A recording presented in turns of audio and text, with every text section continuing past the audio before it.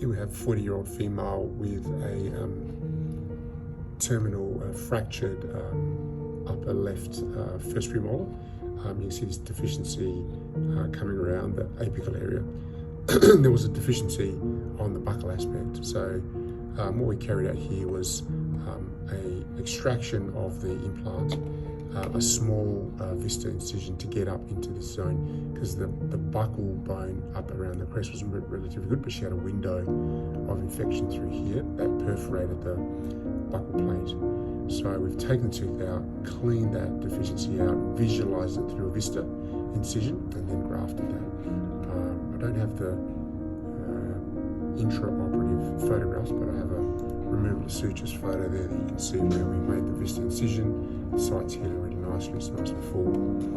And when we come back, you can see the bone was preserved quite nicely, but because of the alveolar bone orientation, there was quite a big apical deficiency.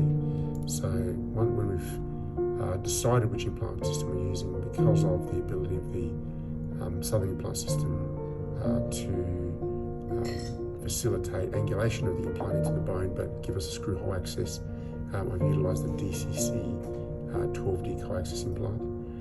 It's a 4mm by 11mm. And you can see as I'm drilling, I have a small little deficiency there. You can see that autogenous bone moving out, but it's quite easy to manage. There's some bone harvesting to allow me to regraft at the end. You can see there's the orientation of the implant towards the buccal. And you can see on the coaxial implant, you need to orientate this implant with the little line on the inserting device towards the buccal, because it'll kick back 12 degrees to the palatal. Here you can see the deficiency in the threads, quite small.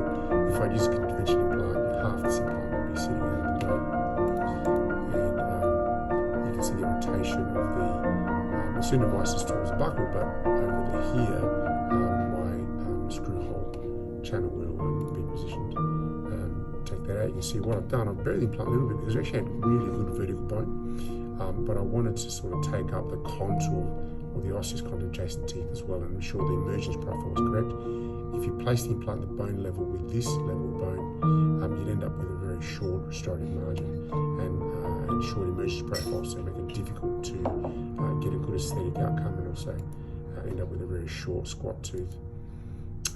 Here's the bias collagen over the top of the autogenous bone that's put out that deficiency, and then here's the vertical, occlusal view, and there's that little dot through there. If I magnify there, you can see there's that little dot that needs to sit on the buccal, and you can see this is heading towards the screw hole access within the central fossa of this tooth, and you can see really nice bone in this area. So good quality bone, really nice insertion torque on this implant.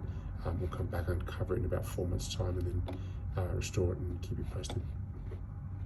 Here's the final radiograph. You can see nice alignment through the centre there, and nice level of the implant, and giving a good emergence profile for the crown. Thank you.